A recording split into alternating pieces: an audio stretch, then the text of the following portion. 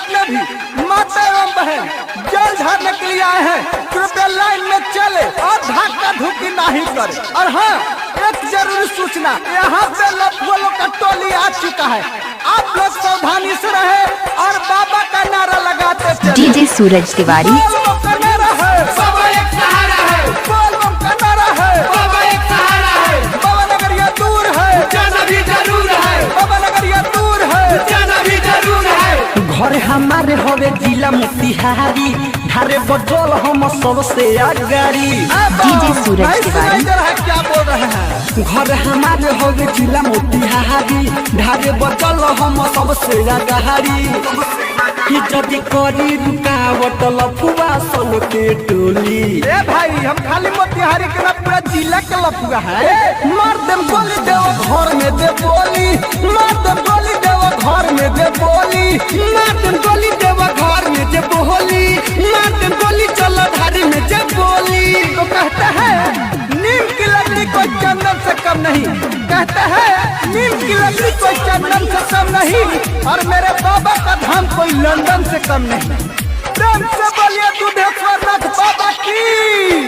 DJ Suraj Tiwari music director DJ Singh Akela control में DJ और पेन्हनी है गेरुआ कपड़ा, केहू करी नहीं लफड़ा, सभे कमर लचका है, गला बची नहीं कचरा।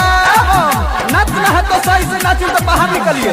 पेन्हनी है गेरुआ कपड़ा, केहू करी नहीं लफड़ा, सभे कमर लचकाई, गाना बजी नहीं कचरा। लड़की पर केहू लाला है ना नहना, नहीं तो पीठी पर टूटे लगी पहना। हरी खा के आइल बानी घर ही से भान के गोली। सुन लो, यहाँ लौंडिया बाजी नहीं चलेगा क्योंकि बाबा का धाम है। मार दम गोली देव घर में दे बोली, मार दम गोली जल ढारे में दे बोली, मार देम गोली देवा घर में जे बोली, मार देम गोली जल धारे में जे बोली। डीजे सूरज तिवारी हेलो, ऐसा वाला थोड़ा साउंड कम करो। एक सूचना, हमारा जिला न्यूज टीम की तरफ से सभी कंवरिया को हार्दिक हार्दिक अभिनंदन करती है और करती रहेगी और करता भी रहेगा।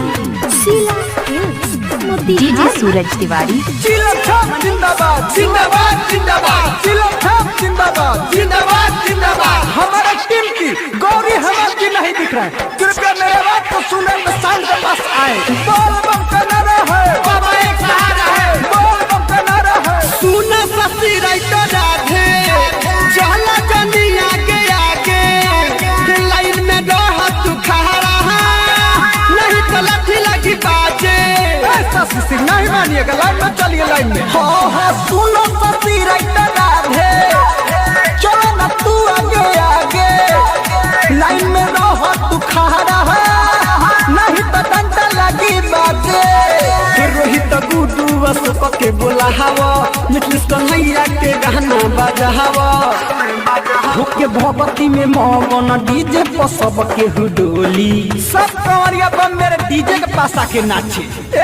मार दम गोली देव घर में दे बोली, मार दम गोली देव घर में दे बोली, मार देम गोली चला ढारे में जे बोली, मार देम गोली देव घर में जे बोली। डीजे सूरज तिवारी अगर आप भी चाहते हैं कमलेश रिकॉर्डिंग स्टूडियो गाना आप तक पहुंचे तो हमारे चैनल को सब्सक्राइब जरूर करें।